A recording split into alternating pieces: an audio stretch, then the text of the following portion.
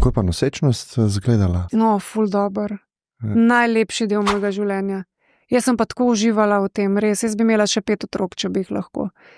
Tako, itak sem zelo hitro doma ostala, normalno, mislim, da 1 mesec potem, ko sem zanosila, sem že doma ostala in sem se posvečala, seveda, najnemu malemu Leotu lahko cele dneve in sem spremljala, kaj se v določenem tednu razvija.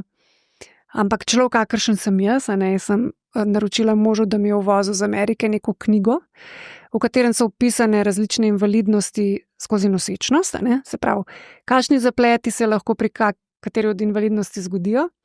In pri moji višini poškodbe je tega lahko. Od dihalnih stisk do hudih vnetih mehurja, preležalnine, ni da ni. In jaz sem takrat vzela imenik v roke in sem sestavila doktorski tim. Ene 5 zdravnikov za vsa področja, ki grejo lahko narobe. In sem rekla tako, pač jaz sem v takem pa takem stanju, vsakmu sem dala prebrati eno knjigo, ker pač noben še ni imel te izkušnje pri nas.